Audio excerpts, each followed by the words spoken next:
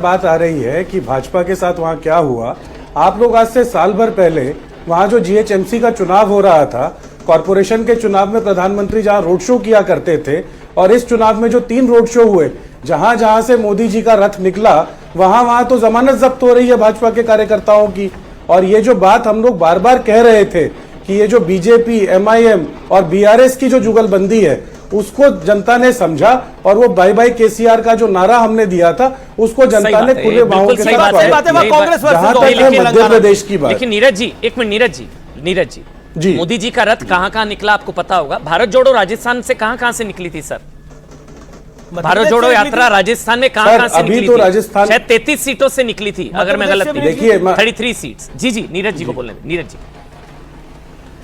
देखिए, जैसे कि कोटा में आप लोग शुरू से कह रहे थे कि हमारे कल्ला साहब का चुनाव थोड़ा कमजोर चल रहा है, धारीवाल साहब का चुनाव कमजोर चल रहा है, साहब पीछे चल रहे हैं, जिस पॉकेट से राहुल गांधी कल्ला साहब पीछे चल रहे हैं वहां पे सर। अभी अच्छा, ये लेटेस्ट अपडेट होगा, लेकिन पिछला अपडेट जो मेरे पास था उसके हिसाब से वो आगे चल रहे थे। लेकिन जहां जहां भी भारत जोड़ो यात्रा गई है, वहां पर आपको ये दिखा होगा कि लोगों ने उत्साह के साथ कांग्रेस को वोट किया है। आप ये सोचिए, जो नफरत का बाजार है, तो सीटें तो नहीं आ रही ना, राजस्थान में आ रही है ना, मध्य प्रदेश में आ रही हैं, और छत्तीसगढ़ में आप अपनी सरकार ऐसे गंवा रहे हैं कि आधी दुगनी से ज्यादा सीटें कांग्रेस 29 पर है, बीजेपी 59 पर है। तो ये अभी कहना कि अब ये था और वो था, अब बचा नहीं है उसमें कुछ कहने को। नहीं हो सकता भारत जोड़ो का ही असर हो। 69 शायद ज्यादा आ सकती थी, भारत जोड़ो की वजह से ना कम हो गई हो। कह रहे थे कि अभी भी जो आंकड़े निकल के आ रहे हैं उसमें बहुत सारी परिवर्तन की उम्मीद है। थोड़ा सा इंतजार कर लेते हैं, अगले 2 घंटे रुक जाइए, 2 घंटे के बाद इसका विश्लेषण करेंगे। 59 तो पहुंच ही गई है बीजेपी, और थोड़ा सा इंतजार करने में सीटें बढ़ रही है भारतीय जनता पार्टी की। लेकिन सीटें बढ़ रही है क्योंकि 50 से सफर शुरू करा था, 60 तक पहुंच गई है। इंतजार और करेगा, ये तो डबल हो गया जी, और अगर इंतजार और करेगा तो 60 क्रॉस कर जाएगी। लेकिन 2 चीजें बहुत साफ है। एक तो राजस्थान में कई कैबिनेट मंत्री हार रहे हैं, कर्नल राज्यवर्धन राठौड़ अपनी सीट अब जीत रहे हैं, लेकिन नेता प्रतिपक्ष राजेंद्र राठौड़ अपनी सीट पे पीछे चल रहे हैं। जफर इस्लाम कुछ बोलना चाह रहे हैं, जो सीएम प्रोबेबल हो सकते थे, लेकिन वो अपनी सीट पे पीछे चल रहे हैं। जफर इस्लाम कुछ कहना चाह रहे हैं। जफर भाई देखिए, जो सर्वे आया था उसमें कई सर्वे इस बात को कह रहे थे कि हम लोग मध्य प्रदेश में 150 सीटों से ज्यादा लेकर आएंगे। वो सामने दिख रहा है, कुछ लोगों ने कम बोला था 140, लेकिन जीत।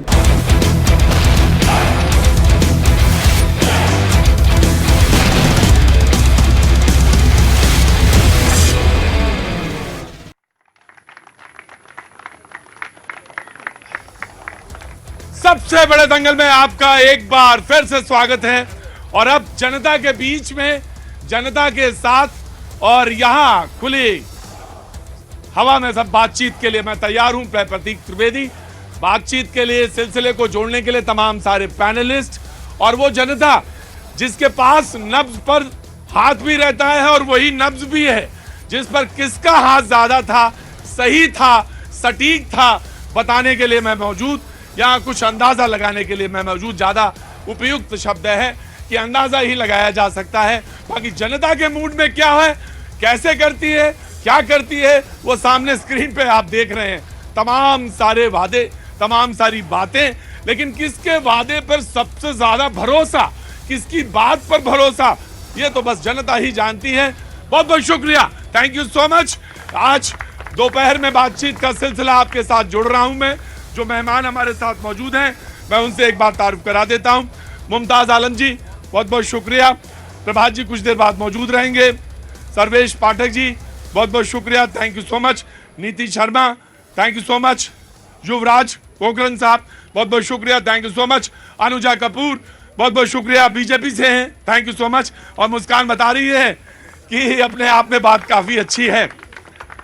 रागिनी नायक हमसे अपने स्टूडियो से जुड़ेंगी, वहां से उनसे भी बातचीत का सिलसिला जोड़ेंगे। बहुत बहुत शुक्रिया रागिनी, आपका भी। हमारे साथ धीरज जी मौजूद हैं, बहुत बहुत शुक्रिया, थैंक यू सो मच। और तमाम सारे परिचित चेहरे जो हमारे साथ पैनल में मौजूद हैं, उनसे बातचीत करेंगे। मुझे ये बताइए कि जो परिणाम है, वो जो बता रहे हैं परिणाम बीजेपी के पक्ष में, रुझान जो अभी कह सकते हैं, वर्ड यूज कर लेते हैं, रुझान जो बीजेपी के पक्ष में है, आखिर रीजन क्या है, क्या वजह है ये जो इधर हैं, और लोगों ने तो तमाम सारी बातें कही थी। कहाँ से आ पाए? गोरखपुर से। आप बताइए। भाजपा का काम बोलता है, ये साफ साफ दिख रहा था, 3 राज्यों में परिणाम तो साफ दिख रहा है। और या बाकी सब देश में योगी और मोदी, मतलब देश में योगी और मोदी परिणाम जो है वो दिख रहा है, इसलिए जो काम बोलता है, बीजेपी का काम बोलता है। कहां से आना हुआ? देवरिया से। वादे तो बहुत सारे थे मार्केट में, कांग्रेस के भी थे, बीजेपी के भी थे, लेकिन लगता है विश्वास जो है लोगों का ज्यादा बीजेपी की तरफ गया। वजह क्या हो सकती है? मोदी है तो मुमकिन है।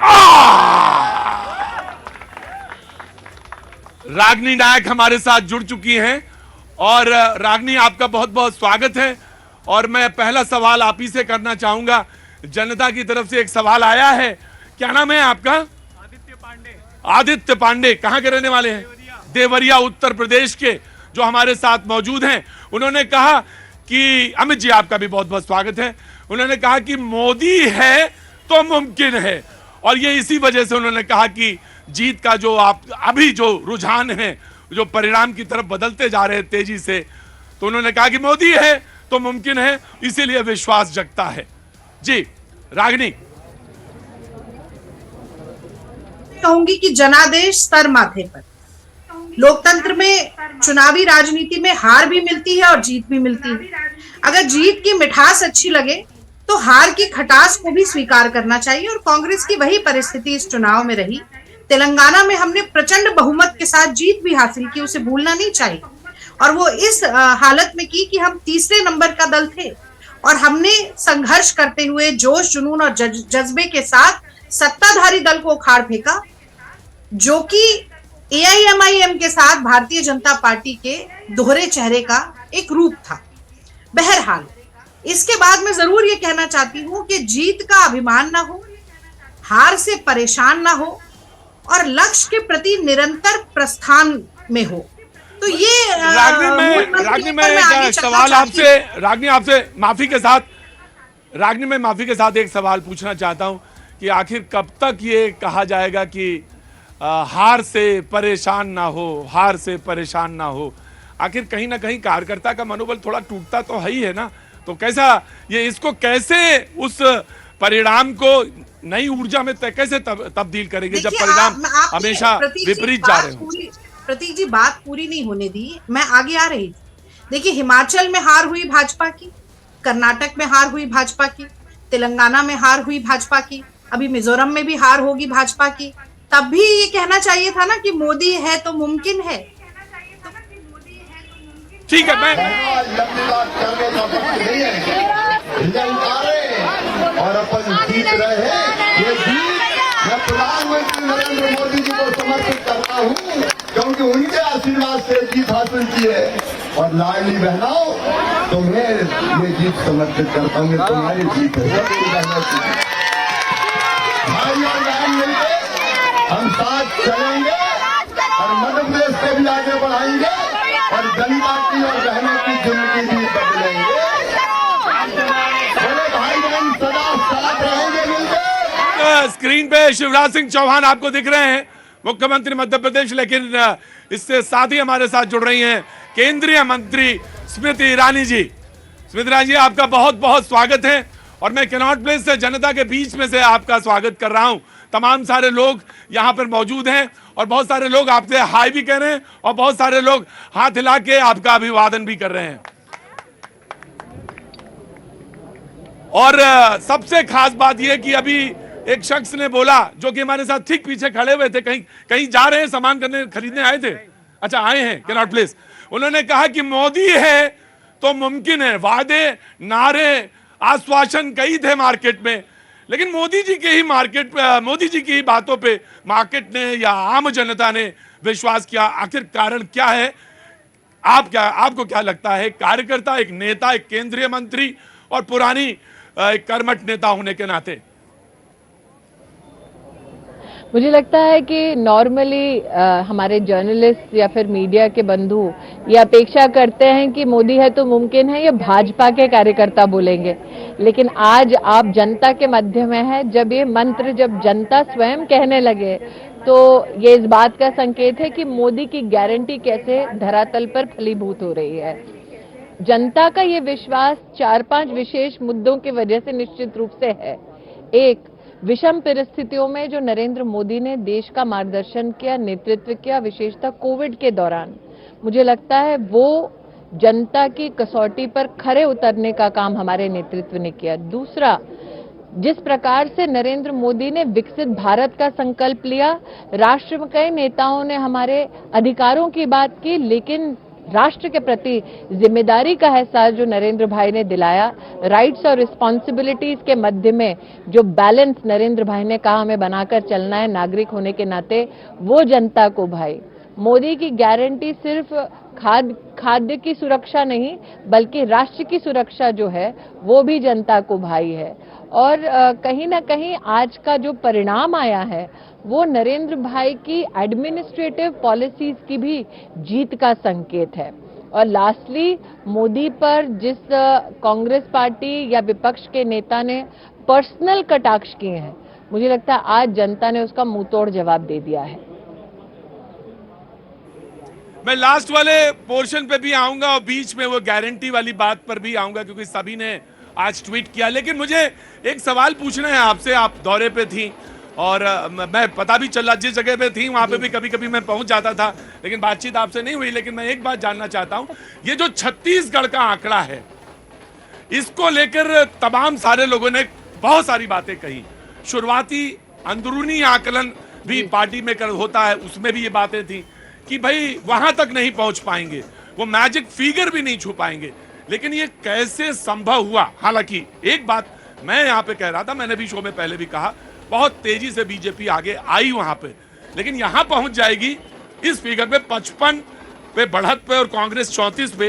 ये एक बहुत मैजिक है। ये कैसे संभव हुआ छत्तीसगढ़ में, ये जानना चाहते हैं लोग। आपकी एनालिसिस स्मृति ईरानी जी। जी, पहले तो प्रधानमंत्री मोदी ने जिस प्रकार से 3 विशेष गारंटी दी, एक 31 रुपए धान की खरीदी का, साथ ही 5500 रुपए तेंदुल पत्ता की खरीदारी की गारंटी, तीसरा महतारी वंदन योजना की गारंटी। और जनता जानती है कि जब मोदी ने गारंटी दी है कि जनता के अधिकार का पैसा उनके बैंक के खाते में पहुंचेगा, तो मोदी इस गारंटी पर खरे उतरेंगे, क्योंकि बैंक का खाता भी स्वयं नरेंद्र मोदी ने खुलवा कर दिया है। दूसरा, कहीं ना कहीं बघेल सरकार की जो करप्शन है, भ्रष्टाचार है, महादेव ऐप का खुलासा, शराब का घोटाला, जनता में और विशेषतः ग्रामीण अंचल में इस बात की विशेष चर्चा रही कि एक तरफ कांग्रेस के नेता उनके बच्चों को, परिजनों को शराब के नशे में धुत कर रहे थे, बेटिंग ऐप में हर गांव हर गली में फांसा जा रहा था, और दूसरी ओर जैसे पीसीएस का घोटाला हुआ, मतलब सरकारी नौकरी जनता जनार्दन में या सामान्य परिवार के बच्चों को दिलवाने की बजाय कांग्रेस के चुनिंदा नेता और समर्थकों के बच्चों को नौकरी दिलवाना, इसके लिए भी जनता के मध्य में बहुत रोष था। तो एक तरफ मोदी की गारंटी, दूसरी तरफ कांग्रेस का भ्रष्टाचार। और अगर आप छत्तीसगढ़ का परिवेश देखें, विशेष आदिवासी अंचल में, तो कहीं ना कहीं आदिवासी समाज में भी इस प्रकार का संदेश था। राष्ट्र के इतिहास में पहली बार जनजातीय गौरव दिवस मनाया जाना, ये संभव तब हुआ जब नरेंद्र मोदी प्रधान